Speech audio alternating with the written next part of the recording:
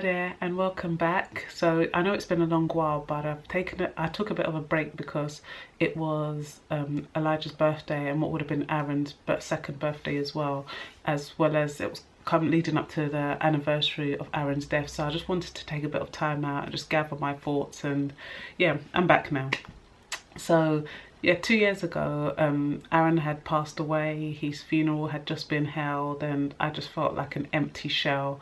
I didn't know what the future held, but I knew that I was very angry. I was very upset. I kept on thinking, why did I have a baby? Why couldn't I have had a miscarriage? Why couldn't I have not gotten pregnant?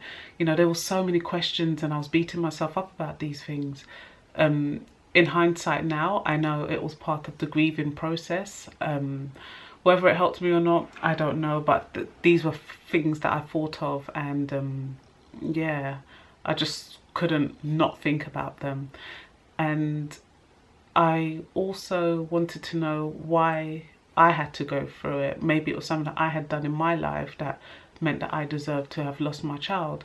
And I remember having this conversation with my younger sister, and she actually said to me, well, if a woman came up to me and said that she'd lost her child, would I turn around and say, well, it was obviously something you did wrong in your life? And the honest truth, no, I wouldn't. So if I wouldn't look at a stranger like that, why was I being so harsh with myself? And it's something that I've over the years come to realize that maybe I have been too harsh on myself.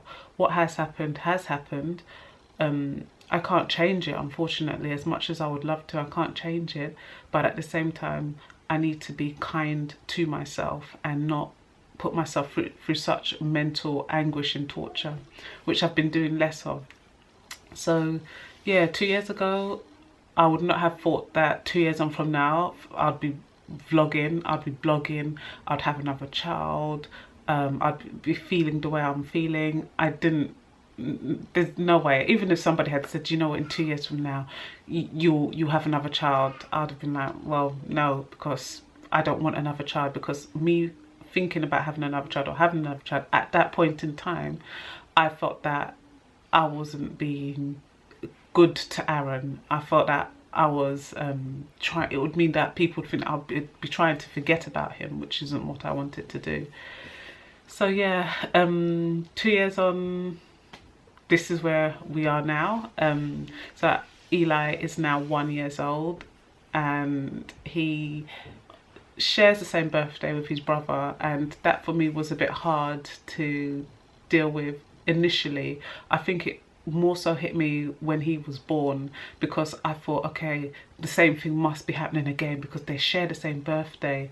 I remember in the delivery suite, as soon as he was born and he was handed to me, the first thing I said to him was, please don't leave me, because I felt that emotionally weak. I felt that the same thing was going to happen, that I was going to lose him.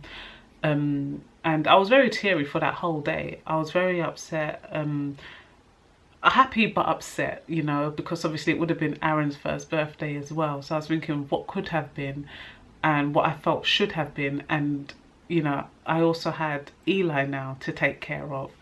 And to be honest, the last year has been a blessing. It's been a blessing to be able to, you know, wake up in the morning with him and he's got a big smile on his face, and it's just made me feel I appreciate every single day I have with him. It's not easy to grieve for a child as well as grow a child and give birth to a child and have to take care of that same baby. It's very difficult and it's very emotional. So I felt like to be honest with you, at first I weren't sure how I would cope. I thought maybe I wouldn't love Eli. I thought maybe I'd just have a total breakdown and not want to be close to him, especially if he didn't look like Aaron and so forth. But, you know, these were things that I worried about and things that luckily didn't come to fruition. So I'm grateful for that. And yeah, just being with Eli has made me feel so much happier within myself. And don't get me wrong, I'm still grieving. Every single day I think about Aaron and what he would have done, his milestones, and how he would have interacted with his younger brother and so forth. So every day he's on my mind. But with Eli and the here and now, he takes up so much time that by the end of the day I'm like just totally pooped. So you know, it is a blessing in disguise, which I'm grateful for. I would never would have thought that 2 years ago I would be in this situation, never. So it just goes to show that with life, you never know what's around the corner. And yeah, I had to learn that the hard way, unfortunately.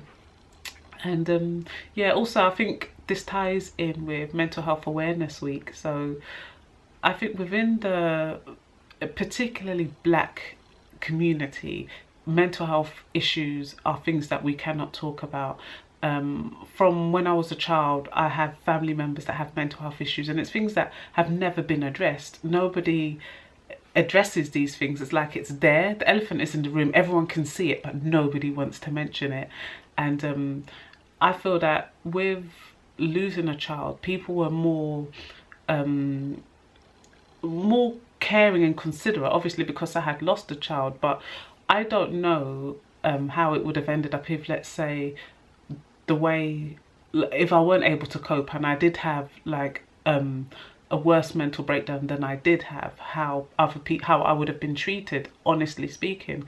Like my close friends and family, I do know that yes, they would have looked out for me and so forth, but wider friends and family, I'm not so sure how they would have dealt with that, because as I say, it's something that isn't discussed in the community.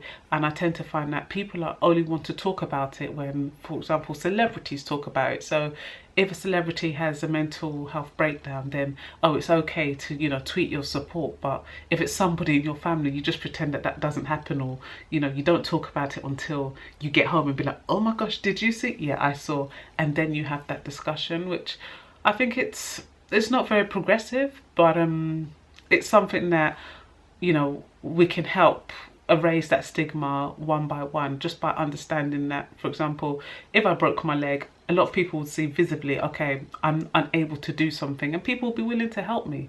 But because it's mental health, it's something that you cannot see, people are less likely to want to help or be less understanding of it. And I think also some people categorize mental health as just you being weak, or, you know, not really, or just pretending. Yeah, it's a pretense. Oh, if somebody's mentally unstable, they're just pretending, they don't really need help.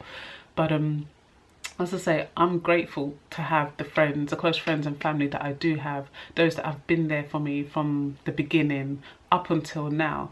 Because as I say, it is ups and downs, and I have been having good days, I've been having bad days, but because of the support I have received, and because of Eli and my husband, of course, it has been more good days than bad days, and I'm forever grateful for that.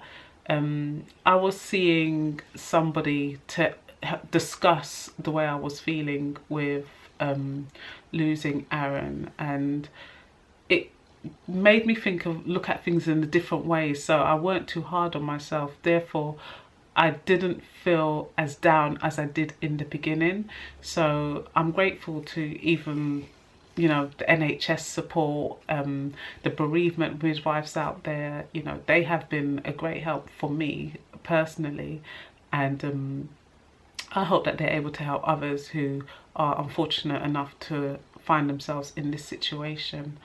And yeah, it's a bit of not exactly a positive, you know, vlog in terms of what I'm discussing, but it's positive in the sense that once you talk about these things and get it out, it does seem to make things a little bit easier. So thank you for tuning in again. I will try and vlog more often.